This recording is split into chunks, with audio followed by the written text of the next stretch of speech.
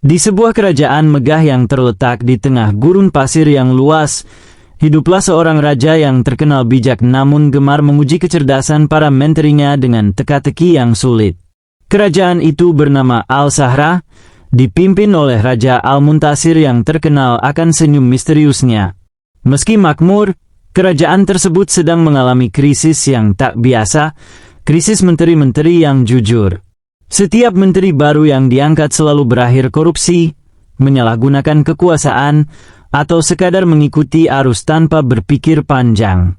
Raja Al-Muntasir akhirnya merasa lelah dan memutuskan untuk melakukan pengujian terakhir.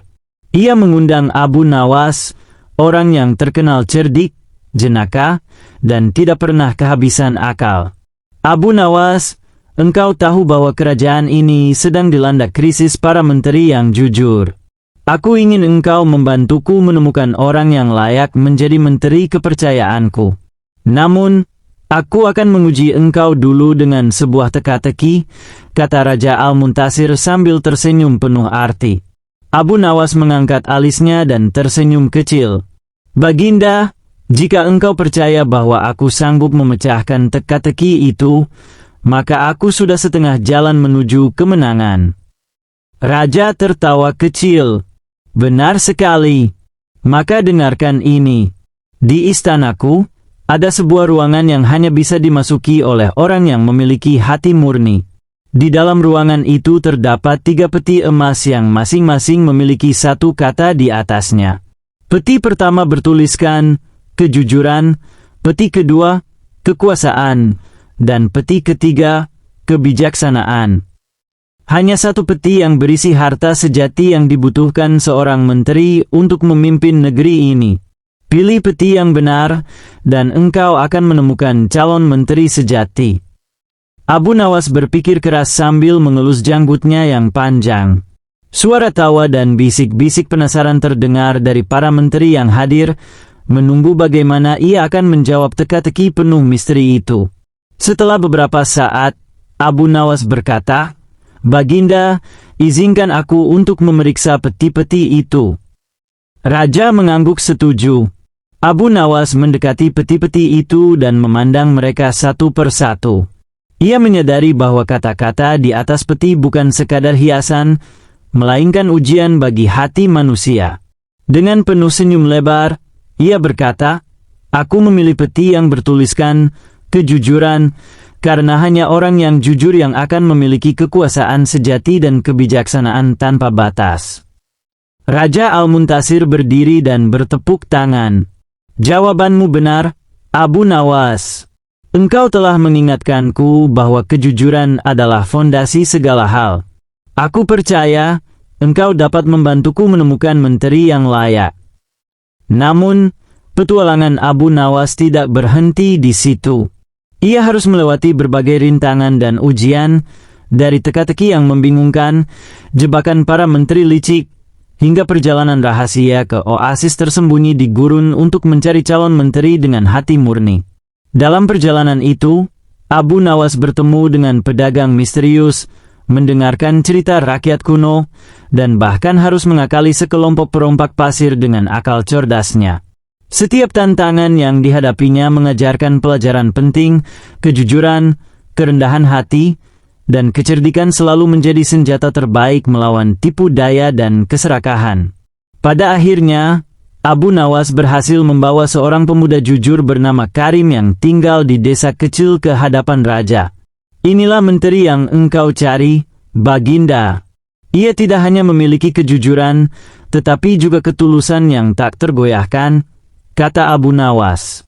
Raja Al-Muntasir pun tersenyum puas dan mengangkat Karim sebagai menteri baru.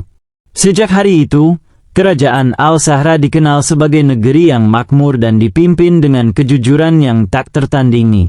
Dan Abu Nawas, ia kembali ke desanya dengan kepala tegak dan senyum penuh kemenangan, menikmati ketenaran sebagai penolong raja yang cerdik. Demikianlah kisah Abu Nawas yang penuh kelucuan, teka-teki, dan petualangan yang syarat makna. Dahulu kala, di sebuah kerajaan yang makmur dan penuh warna, hiduplah seorang pria bernama Abu Nawas.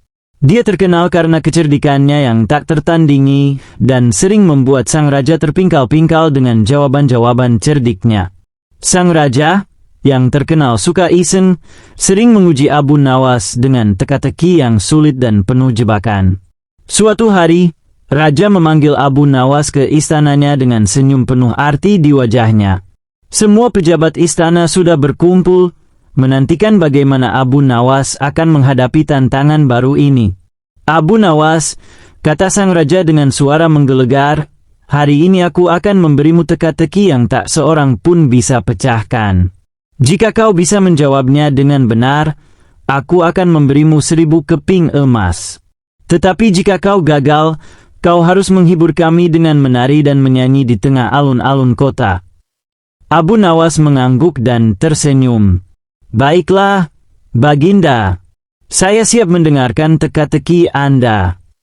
Raja mendekatkan diri ke arah Abu Nawas dan mulai berbicara dengan nada dramatis. Tebaklah, apa yang bisa terbang tanpa sayap, berjalan tanpa kaki, dan bisa menangis tapi tidak punya mata? Seluruh istana terdiam, semua pejabat mulai berbisik-bisik, mencoba menebak jawaban dari teka-teki raja. Wajah Abu Nawas terlihat serius, namun bibirnya yang melengkung sedikit menandakan bahwa ia sedang memutar otaknya dengan cepat. Setelah beberapa menit yang mencekam, Abu Nawas tersenyum lebar. Baginda, jawabannya adalah awan.